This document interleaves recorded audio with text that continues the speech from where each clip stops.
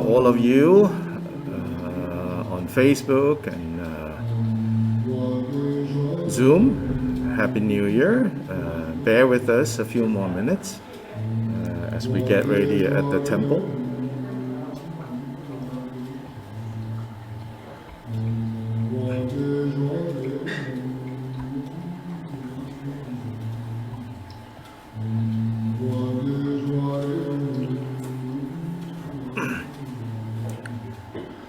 To those of you who are joining us from Facebook and Zoom, if you've never been to the new space yet, it's a little maybe confusing yet to know where is what is where. Behind me is the library space, and right in front of me is the main shrine.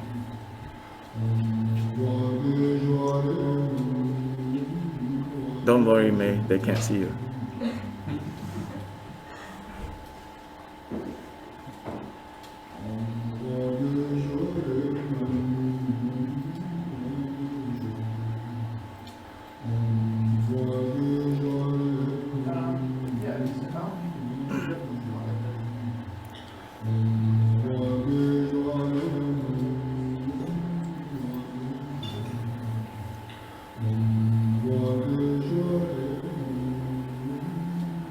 So the main shrine,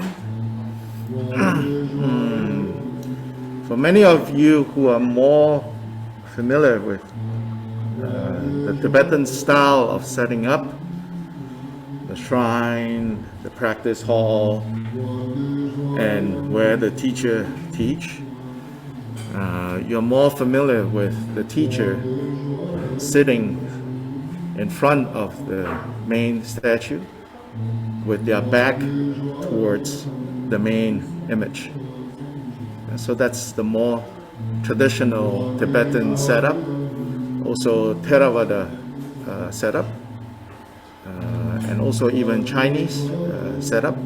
Although the Chinese setup, the teaching seat is usually not so obviously in front.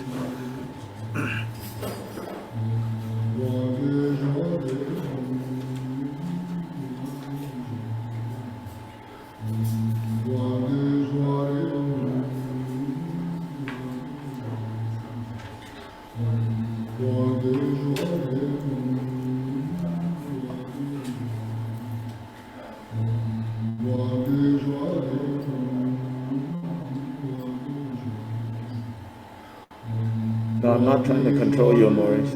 I know it doesn't work this way.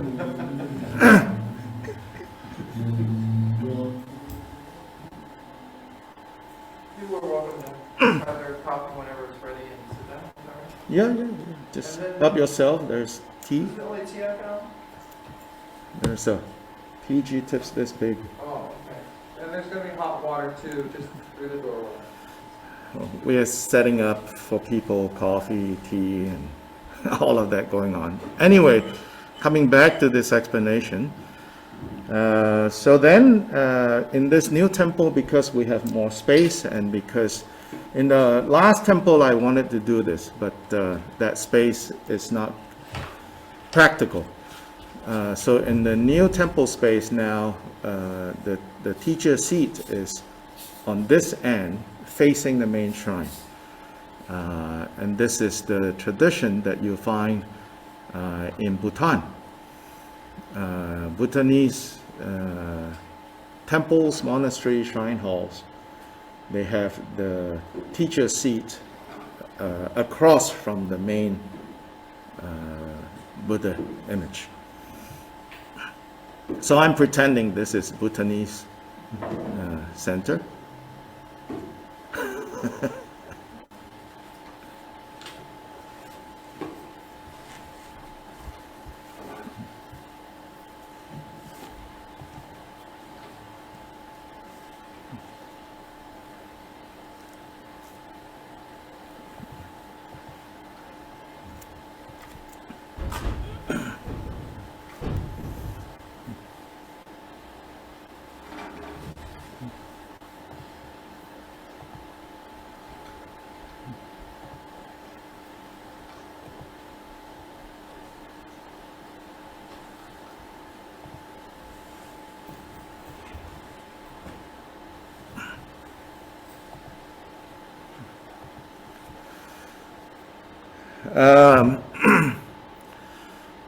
So my reasons for doing this is, yes, of course, it is not the tradition in Tibetan Buddhism, but traditions can be flexible. In this case, I feel that too much power is invested in that space over there. And too much power is invested in the teacher's space. So it's good to kind of separate that a little.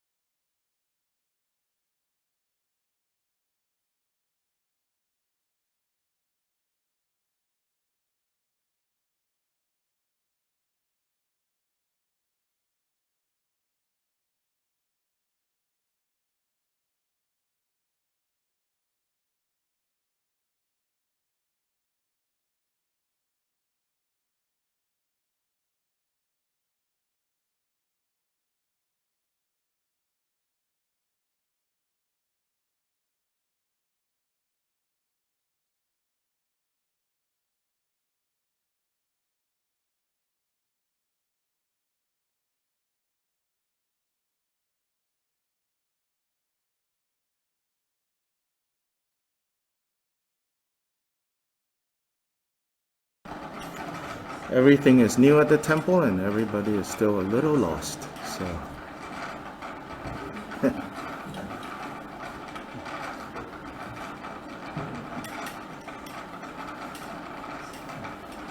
yes, bring the whole box and just Bring the box out.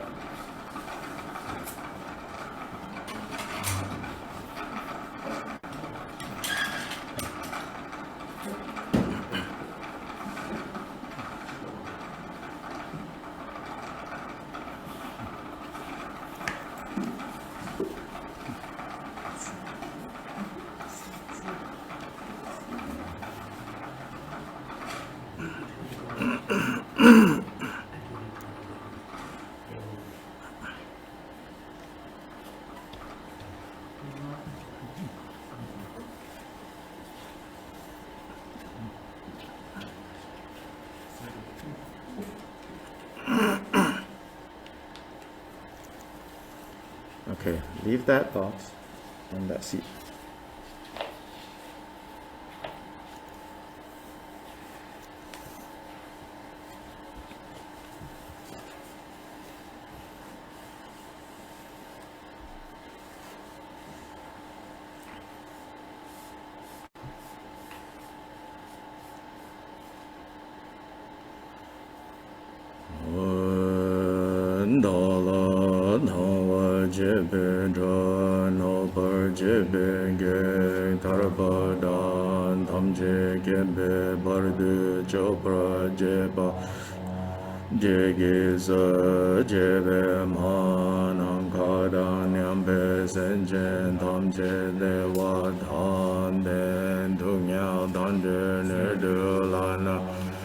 Yanda Barazobe Janju Rinpoche Dobar Jan Dala Dawa Jebe Dra Nobar Jebe Ge Dan Tam Je Gembe Bardu Jobra Jeba Tam Je Giza Jebe Manangada Nyambe Senjen Tam Je Dan Den Dungyal Dan Der Nerdu Lana Me Bayang Da Barazobe Janju Che Dobar Jan Dala Dawa Jebe Dra Nobar Jebe Ge Darba Dan Tam Je Bardu Jobra Jeba Tam Je Giza Jebe Manam Kadang Nyambe Senjen Tam Je Dan Den Dungyal Dan Der Nerdu Lana Me Bayang Dabar Zobe Janju Rinpoche Jai De Je De Sangma Gegi Bardu Lunga Yisum Ye Wala Ko Ma Shi Bardu Lunga Ge Wala Ko De De Ring Ne Zum De Ne Ma San Da Sam Ge Bardu Yisum Ye Wala Ko. Middle of page 5.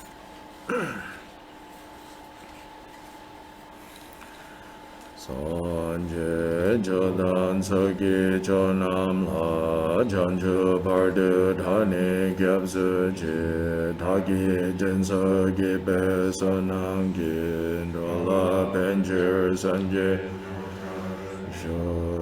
Sanje Jodan Sagi Jonam La Janju Bardu Dhani Gyabzu Je Dhagi Jinsa Gibe Sonangi Gala Pencher Sanje Drupra Sanje Jodan Sagi Chanchu Bardu Dhani Gyamsu Che Dagi Jinsa Gibe Sanangi Gala Pencher Sanje Drupra Manang Kadan Nyampe Senjen Dewa Dan Dewe Gindan Dan Bar Girchi Dunyao Dan Dunyao Gi Gyudan Dewa Girchi Dunyao Mepe Dewa Dan Me Dewa Girchi Nirin Chadan Nidan Dewe Tang Nyang La Girchi Kada Nyambe Senjen Tamje Dewa Dhan Dewe Gindan Dembara Gyurji Dungyao Gi Gyudan Drawa Gyurji Dungyao Mebe Dewa Nirin Chada Nidan Drawe Tangyao Lan Dembara Gyurji Kada Nyampe Senjen Tamje Dewa Dhan Dembara Gyurji Dungyao Dan Dungyao Gi Gyudan Drawa Gyurji Dungyao Mebe Dewa Dame Drawa Gyurji Chada Nidan Drawe Tangyao Lan Dembara Gyurji.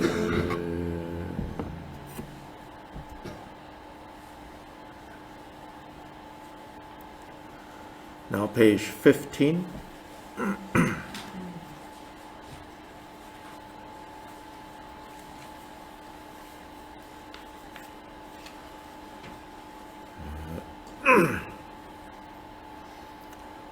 In all the worlds of the 10 directions reside Tathagatas of the 3 times before each of you, lions among humans. Tread joyfully with body, speech, and mind by the power of this aspiration to know Bodhi, it's all conquer. Vividly in my mind, with as many bodies as there are atoms in all lands, I prostrate to all you conquerors. Numberless as atoms, all in the midst of the earth of the Buddhas, thus I conceive of this thought too as completely filled with you conquerors in this way, with infinite oceans and oceans of diverse melodies. I sing the excellent qualities of all conquerors and praise all of you gone to bliss with the best flowers and best garlands, music, ointments, and excellent aerosols, finest lamps and superior. I offer to you conquerors with excellent garments and best fragrances, powder heap high as Mount Meru, all wondrous offerings perfectly arranged. I offer to you conquerors these vast and unequal offerings to each and every one of you conquerors. With the power of conviction in noble deeds, I prostrate and offer to all you conquerors all the harmful deeds that I have done with my body, speech, and mind under the power of desire, hatred, and ignorance. Each and every one of them, I rejoice in all the meritorious deeds of all conquerors in the 10 directions. The heirs of the Buddha, solitary realizers here are still in training and beyond. Wandering beings, you who are lamps of the worlds of the 10 directions, who have unobstructedly attained Buddhahood through the stages of Bodhi, all you who are my protectors, please turn the wheel of Dharma with palms together. I earnestly beseech you who may intend to manifest Nirvana, please remain for as many eons as there are atoms in the world, for the happiness of all wandering beings, whatever slight virtue that I have gathered through prostrating, offering, confessing, rejoicing, requesting, and beseeching, I now dedicate to complete Bodhi.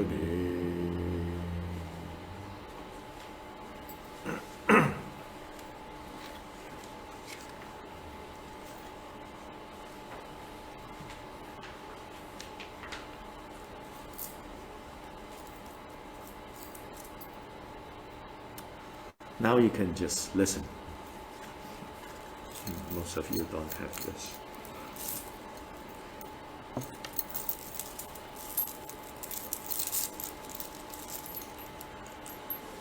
This ground sprinkled with scented waters and strewn with flowers adorned with the supreme mountain, four continents, sun and moon. I hold in mind as a Buddha land and offer it. May all wandering beings experience such a pure land. To the Gurus who possess the three kayas, I offer the outer, inner, secret and thusness offerings with my body, wealth, and all phenomenal existence. Please grant the unsurpassed supreme attainment, whatever slight virtue I may have gathered through prostrating, offering, confessing, rejoicing, requesting, and beseeching. I now dedicate it all to complete awakening. Om Guru Deva Dakini Rana Mandala Pratija Soha. Please turn the wheel of Dharma, of the greater, lesser, and common vehicles in accordance with the dispositions and mental capacities of sentient beings.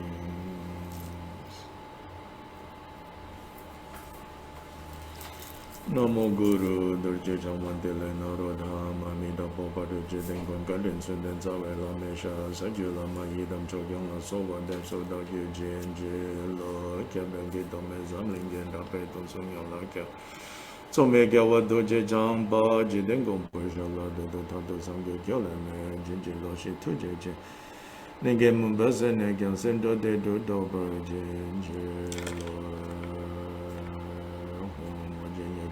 Sang Pema Kesa Tombo La Yasen Chukin Gadum Ye Pema June Sheshuda Godum Kandum Mambu Go Gigi Jesa Dha Gigi Jela Jeshusa Guru Pema Sele Min Chukin Yakin Poda Medusa Sanjay Kunjin Gomone Ransen Chukung Gonsun Don Zeba Zawela Me Shabla Sowa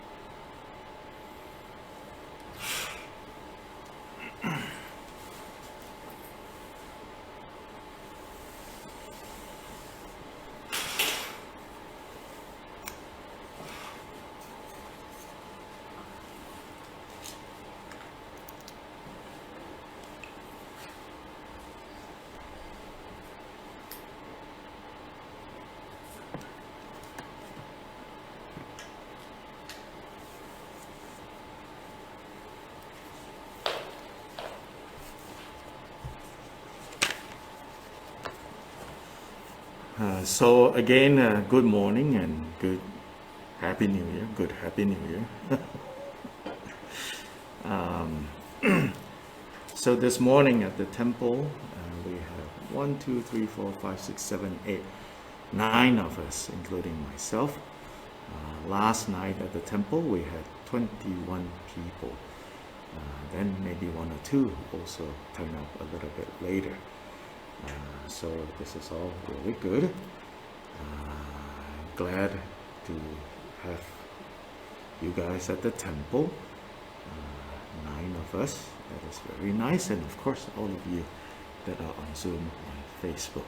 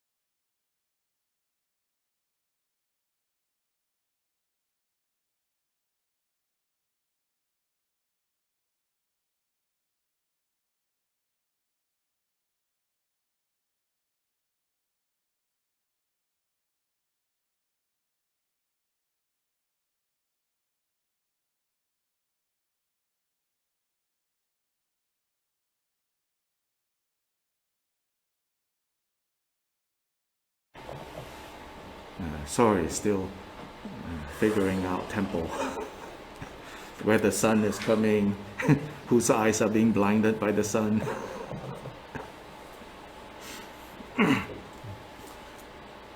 So we are at the section of the Bodhicharyavatara where Shantideva, maybe without a lot of clear explanation, enters into this part where he is having us do this, as I call it, kind of this mental exercise, this experiment, where you are switching perspective from self and other and self, right? Yeah, so he is saying now, don't forget, yeah, you are you, but then temporarily imagine to be in the other person's position, and then generate all the particular feelings, yeah, in accordance to whether this person is someone that you habitually perceive to be better than you, equal to you, or worse than you, and then generate those feelings of either jealousy or competitiveness or pride, and then also switch back to being you and, you know, feeling, oh, so it feels this way, and then go to the other person and say, oh, it feels this way. Yeah, so what he's having us do is, I would say, to help us see, no matter how absurd it seems, the other person's actions towards us, there is some kind of reason and logic. There's some kind of something going on, right? And then he also wants us to come back to remembering how, but on the receiving end, this doesn't feel good. So he wants you to see both sides of how it is not comfortable, the one giving out those feelings. It is not comfortable, the one receiving these feelings. So as we say, you know, what the heck?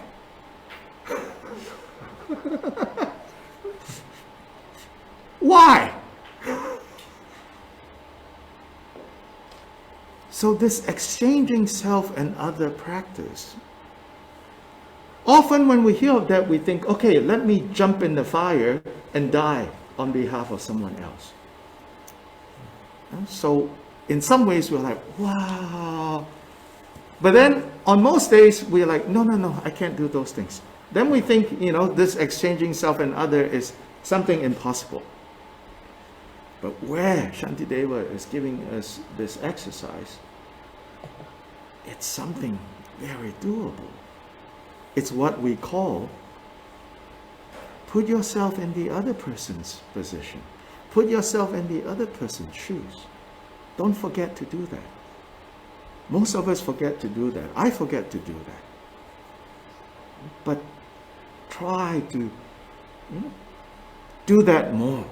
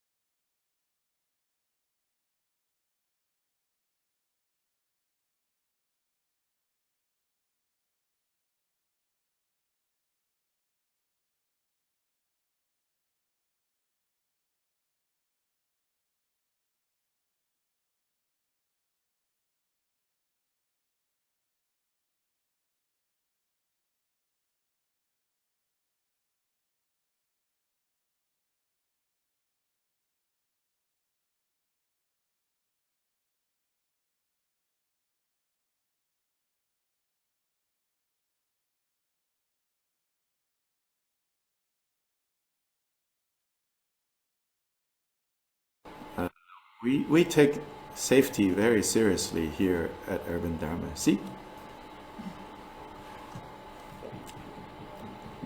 Minimizing all risks. Now drinking with a nose mask.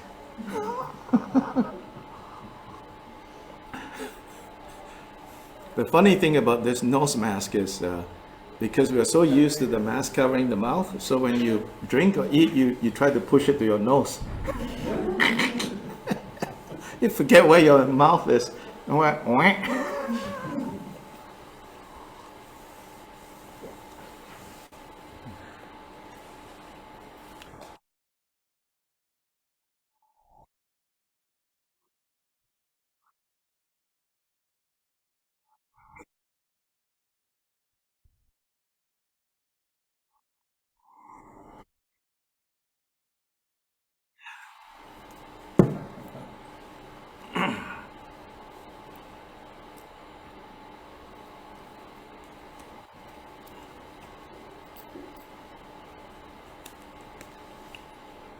And now full coverage.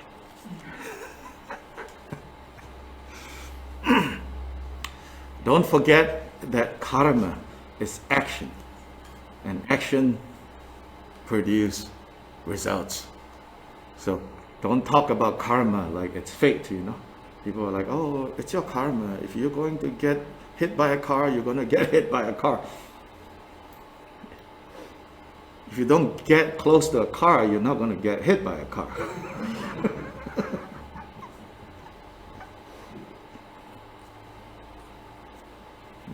Karma is cause and effect.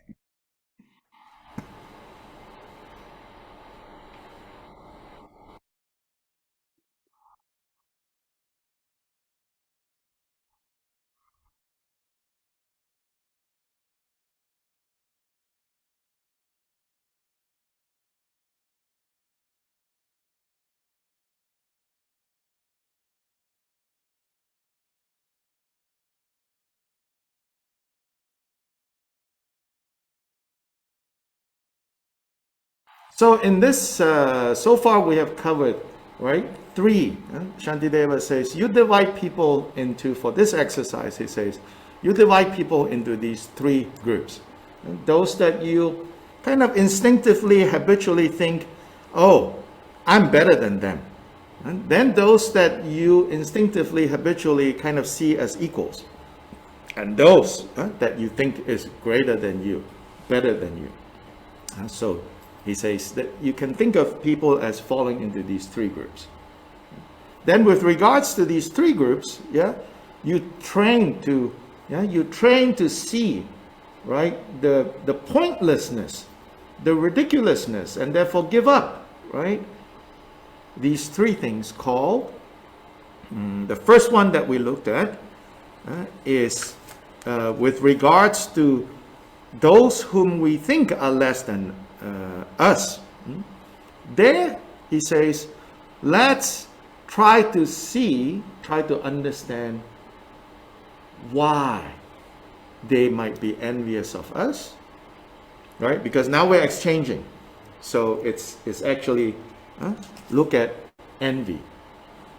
Normally, right, if this was not an exercise in exchanging self with other, it would be with regards to those who are inferior to us, see how our pride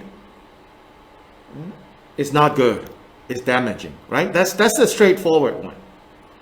What Shantideva is doing here is reversing roles, to say, okay, now with those whom you habitually think is less well than you, less good than you, right? So can you see why they might have envy towards you? So can you empathize with their envy towards you? So that was the first one. Then second one, which we also covered, is someone equal to us. There he says, can you see why they might be competitive towards us? And this second one, I think both sides is feeling the same, right? like feeling envious, feeling like competitive, rivalry, right? Then the next one, which we'll start today, is towards those whom we think are superior to us. Now let's temporarily take their position to see why they might feel, I am so good. Who is this Hun guy? What does he think he is? Even that kind of pride, you want to see why the other person might feel that way.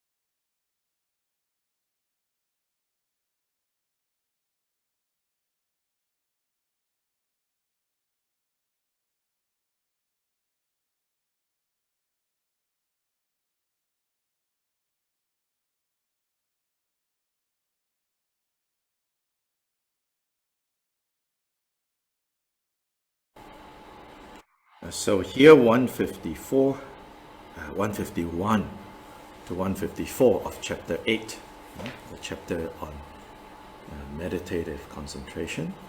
So we are at verse 151. So I'm going to read 151 to 154.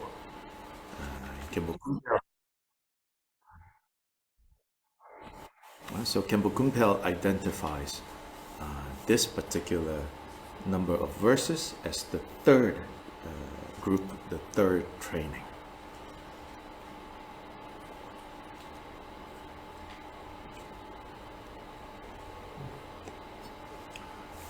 People say this pitiful non-entity is trying to compete with me.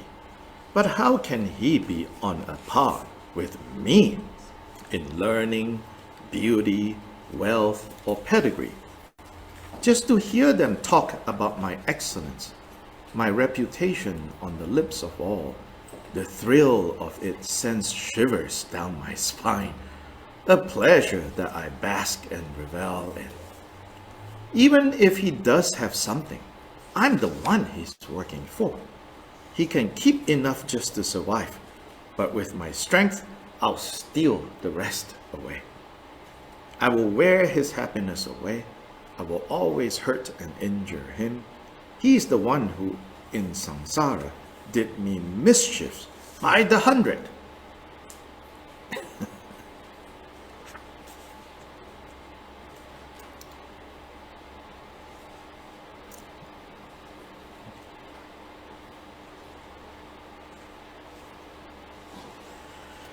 Yeah, so here is with regards to the third group, those that we habitually kind of think is better than us, supreme to us.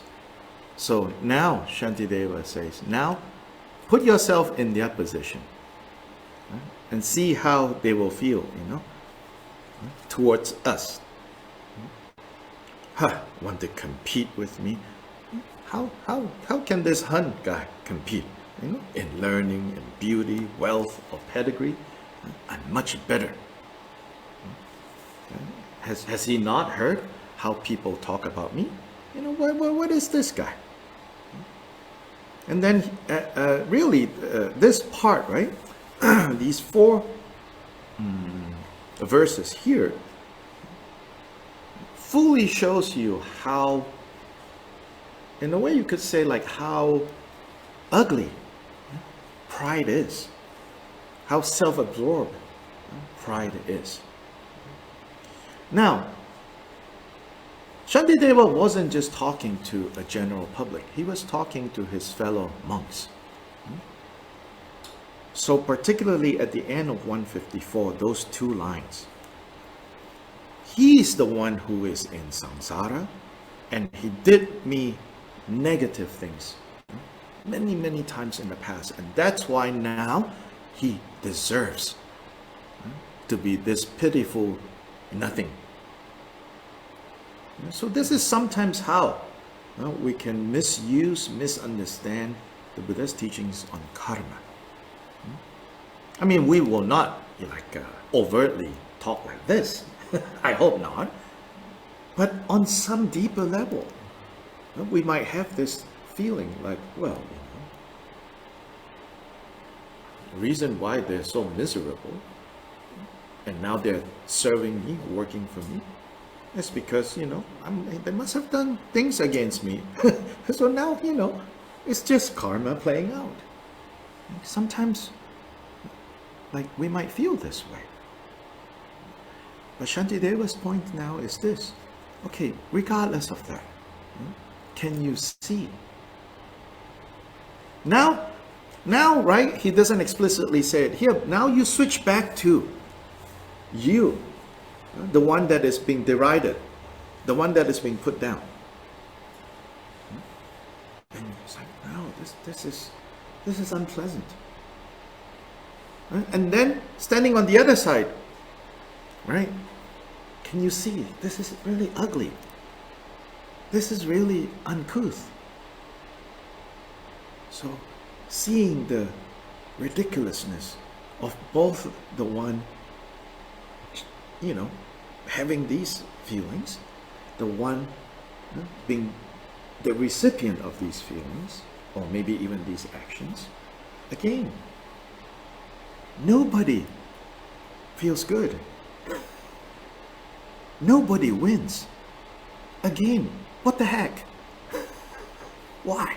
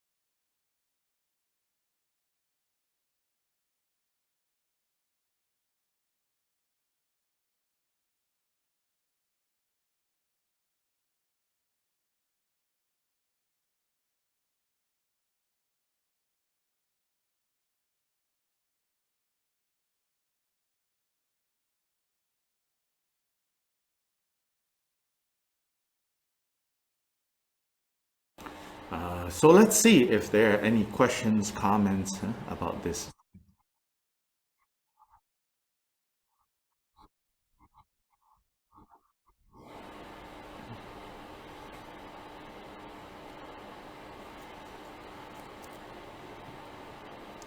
Questions? Comments?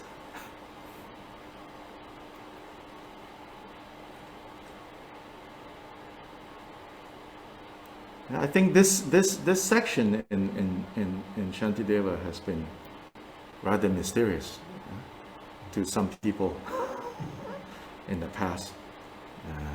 I mean, it took me a while reading this, even reading the commentary, the various commentaries available. It's unclear what is going on here. Now I think, it's a little bit clearer, at least for me. Maybe I'm just delusional.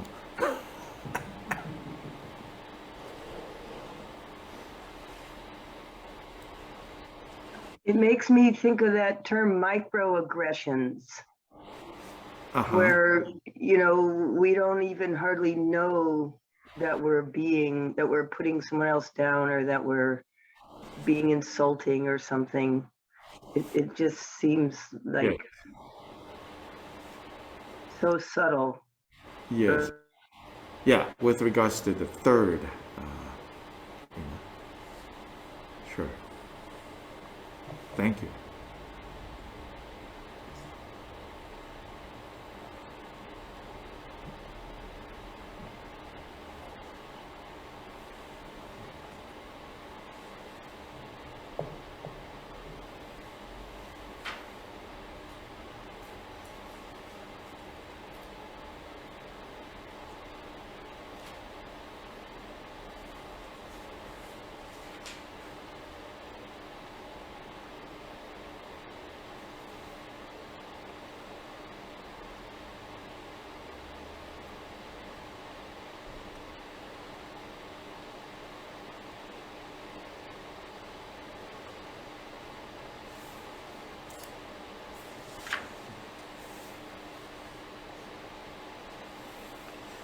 Anybody else? Any thoughts? Any questions?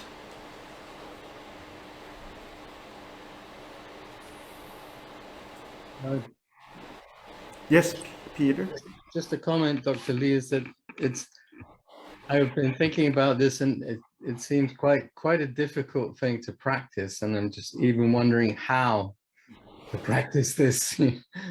That's all my comment.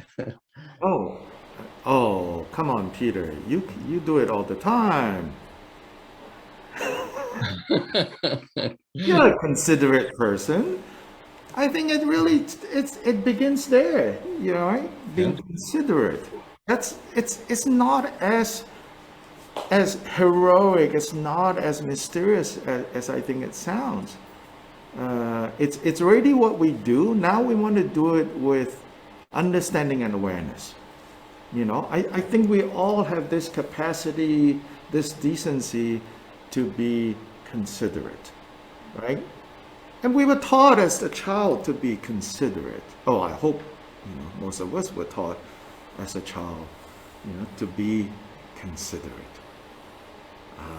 But now, all Shantideva is doing here is bringing a special kind of awareness to being considerate.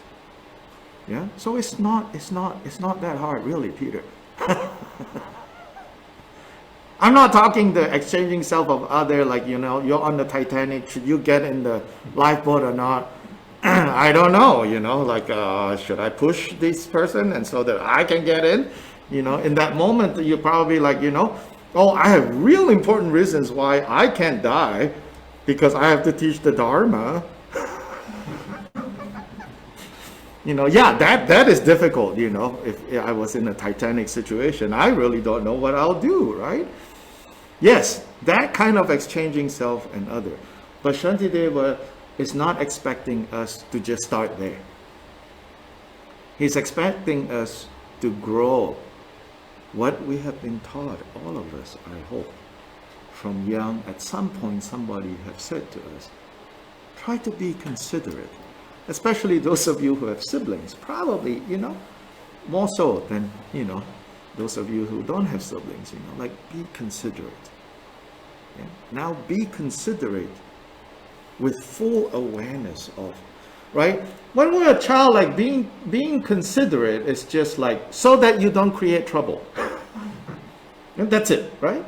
No understanding, no awareness. Here, the being considerate is always, at least for me, to be able to see. Do you get it how absurd it is?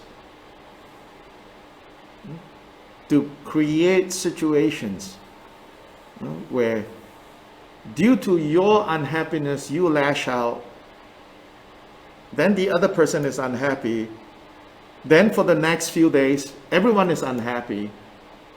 I mean, if, some kitten lives longer because, of two people getting unhappy, yay, it accomplished some good. But nobody gains anything. So be considerate.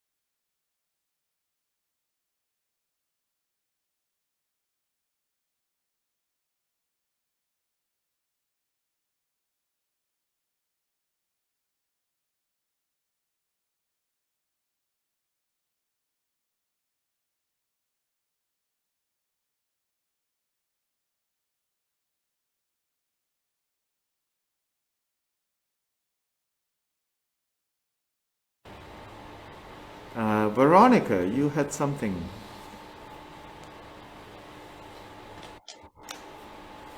Yes, Dr. Lee, I was thinking that it's also to be aware of what is to be considered in every culture, because for some people to be considered can be like to be very direct or not, and in order that they feel like safe or be or in other cultures also to be considered is to be very gentle, very sweet. And it also depends to be I think it's very like it's very fine, no, it's not like generalized that be considerate like be gentle or be sweet, or it's like to even to every person it can be different. Yes, yes. And then to be aware of that difference, I think it's yes, sure. Yes. So being considerate culturally, there are different ways, and even depending on who you're interacting with, as you pointed out, there is a difference. So we should recognize that, So yeah, so what I'm saying is like, all of us, like no matter what culture, no matter where, have been told, from young, be considerate, and we've done it. But then when we have been doing this, we don't really, it's not based on Shantideva's reasonings. So what Shantideva is adding for us is the reasoning, the logic that we can use. And so it really enhances so that, as you pointed out, Veronica, so that then, now when we are being considerate, it will be a skillful considerate. Maybe when we were young, or maybe, even like when we see people being considerate, we know that they are actually hiding something, doing something to take advantage of others. There are some cultures very expert in being considerate, to get your way. That would not be Shantideva's, right? Shantideva's reason for being considerate, as in, consider the other person. So as I have expressed, I said, to me, this whole exchanging self-other is basically my kind of two-part mantra, right? To try to remember when we are interacting with anyone, what about their happiness? What about their suffering? What about their happiness? What about their suffering?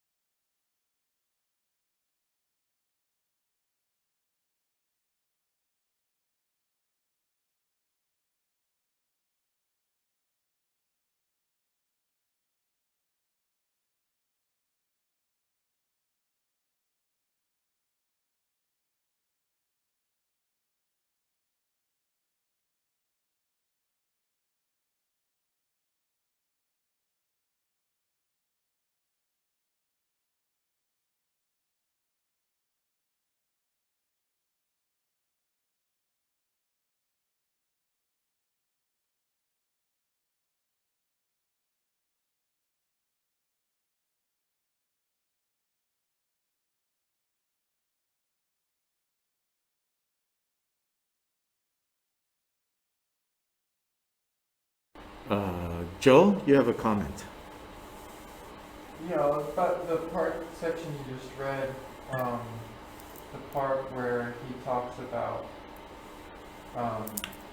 this person is under me because of all the past negative karma that has brought them there, which is like a very personal and intimate, individual way to relate to like a person.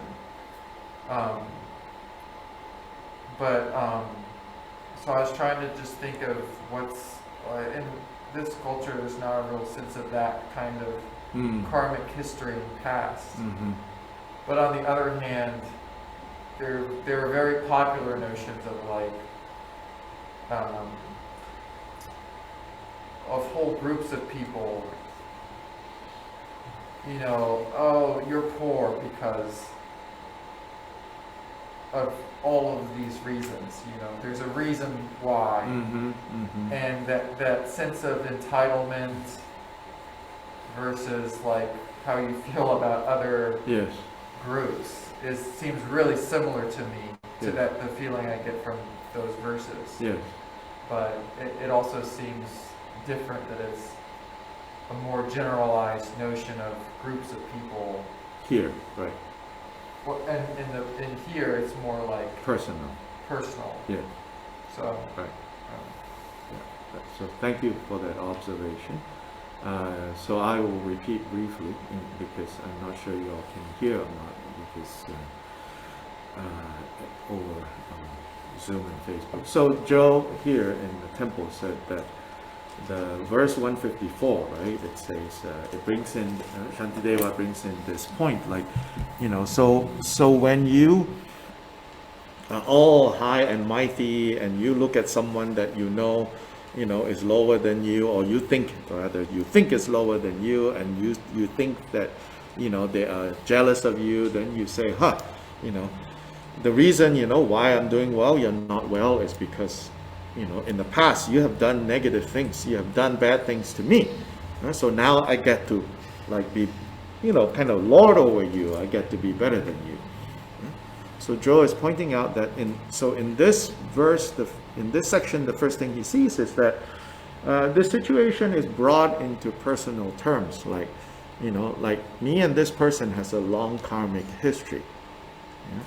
So then now he says, but now, okay,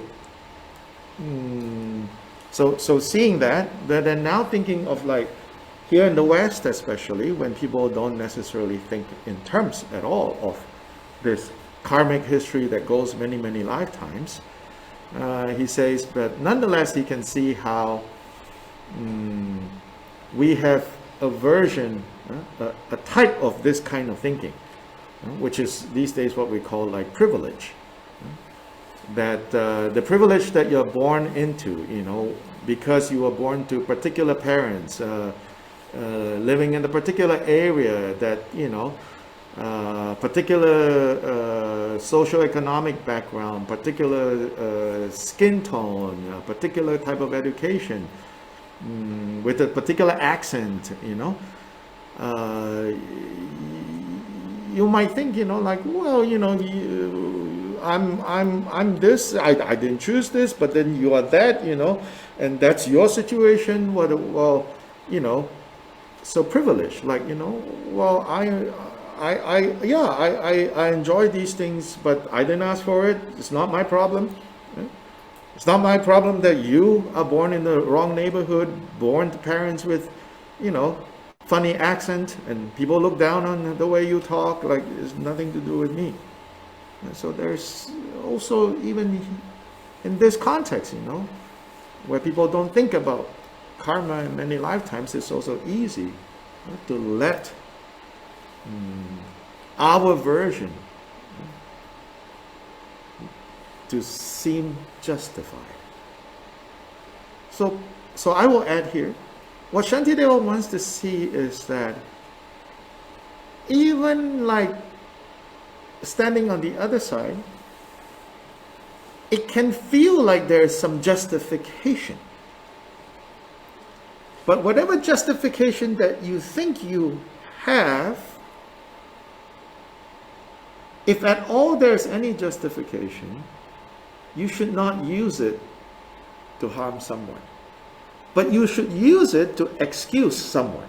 He is saying this, You should use it to excuse someone when someone is behaving badly. Yeah, I know, you may or may not agree with this way of dealing with the world. But he is recommending here, when you stand in the other person's position, even when this person is doing something clearly harmful, clearly wrong, give them some space to say, okay, I can see why they are doing this. Justification in that sense, not justification with the capital J, like, moral theory and, deep philosophical, like justified evil and, notions like that. No, no, no, no. Just in the interpersonal relationship, give the other person some space for them to be right. I can tell you, I don't operate like that. It's always, I'm right, they're wrong. That's my instinct, Shantideva is wanting us to change this instinct. Maybe they are right. But not grudgingly, Maybe they are right. I'm always wrong. But really, well, maybe they are right. Or maybe they have enough right, so it's okay. I can just forgive. That's the point. I can just forgive and not let it bother me.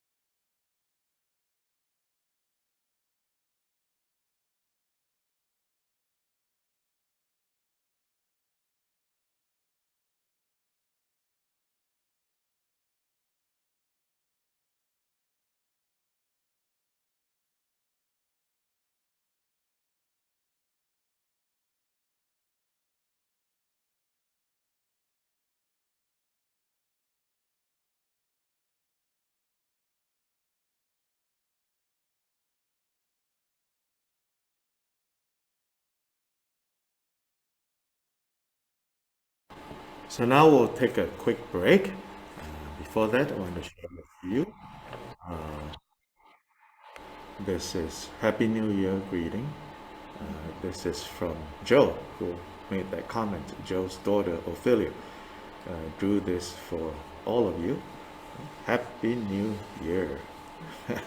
Ophelia is 8. She's very good with her drawings.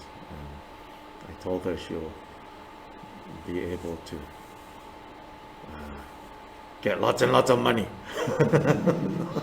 She said, $10,000? I said, yes.